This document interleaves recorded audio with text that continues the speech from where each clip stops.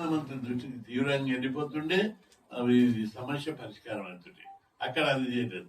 ఇట్లా అడుగునా మీరు పార్లమెంట్లో అడిగారు, ప్రధానమంత్రిని కలవారు, ఇంకా రిపోర్ట్లు సరిగ్గా రాయరు, ఇవన్నీ అడుగున తప్పులు చేశారు. ఈ రోజు సడన్ గా బీహార్ ఎన్నికలు కాగానే దీన్ని మళ్ళా రివర్స్ గేర్ లో 22 తెచ్చారు. ఈ రోజు సడన్ గా జీవో జారీ చేయవలసిన అవసరం ఏముంది? కృష్ణమోహన్ గారు చెప్పినట్టు మొత్తం ఆయనకు తెలుసు. మాజీ బీసీ కమిషన్ చైర్మన్, ఆయన అఖండమైన నాలెడ్జ్ ఉంది. దేశంలో ఎక్కడ ఏం జరుగుతుందో మొదటి నుంచి ఆయన సలహాలు ఇస్తూనే ఉన్నాడు. ఆయన ప్రభుత్వం పట్టించుకోలేదు. లీగల్ గా, రాజ్యాంగ పరంగా బలమైనటువంటి పునాదులు వేయాలని కృష్ణమోహన్ గారు ఎన్నోసార్లు ప్రభుత్వానికి సూచించారు. సిఫార్సులు చేసి కూడా ప్రభుత్వం పట్టించుకో. ప్రభుత్వానికి చిత్తశుద్ధి లేదు అసలు.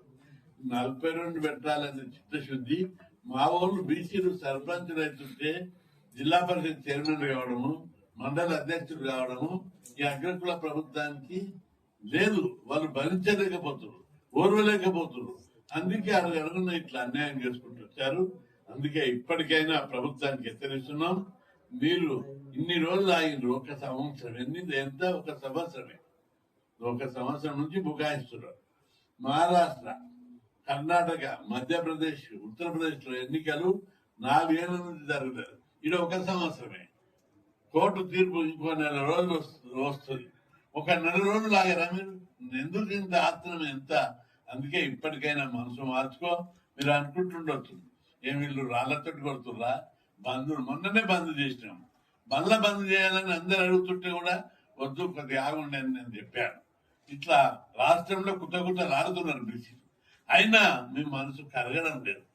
రాత్రి బండనమే కలిగేటట్టుంది బీసీల తాకిడి, కానీ ప్రభుత్వం మనసు కరగడం లేదు. మార్చుకో. మీ సోదరులం మేము, మద్యం కాము. ఆఫ్ఘనిస్తాన్ లో ఉట్టలేదు, పాకిస్తాన్ లో ఉట్టలేదు, చైనాలో ఉట్టలేదు. భారత మాత బిడ్డలం మేము. అందుకే మా వాట మాకు ఇవ్వాలి.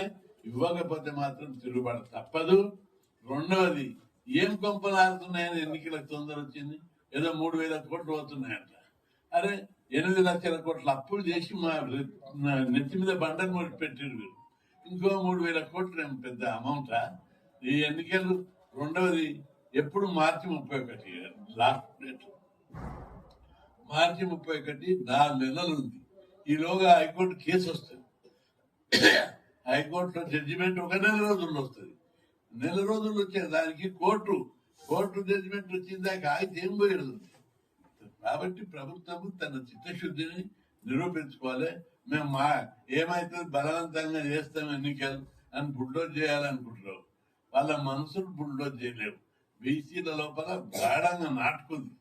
మేము తప్పనిసరిగా నిన్న 136 కుల సంఘాలు, బలాఢ్యులైనటువంటి నాయకులు, మేధావులు అందరు కలిసి ప్రభుత్వానికి ఒక విజ్ఞప్తి చేశాము.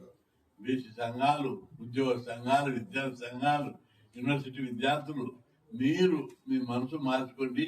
ఎన్నికలు కోర్టు తీర్పు వచ్చే వరకు లేదా పార్లమెంట్ లో చట్టం చేసే వరకు వాయిదా వేయాలని మంచి మనసుతోటి, నిండు మనసుతోటి నీకు విజ్ఞప్తి చేశాం.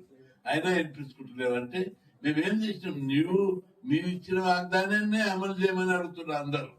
కాబట్టి మీరు ఇచ్చిన మాట తప్పొద్దు. ముఖ్యమంత్రి గారు నేను మాట తప్పనని అనేక సార్లు అన్నాడు. ఇప్పుడు మరి మాట తప్పొద్దు. మీరు మాట తప్పితే ఈ మాట ఎంతమందికి పోతుంది? రాష్ట్రంలో ఉన్న 2 కోట్ల మంది బీసీలకు, దేశంలో ఉన్న 75 కోట్ల మంది బీసీలకు రేవంత్ రెడ్డి మాట తప్పుతున్నాడు అని పోతుంది. తప్పిన ముఖ్యమంత్రి ఉండొద్దు. కాబట్టి తప్పనిసరి ఎన్నికలు వాయిదాయి, ఎన్నికలు కోర్టు తీర్పు రాని, లేదా పార్లమెంట్ లో బిల్లు పెట్టుండి.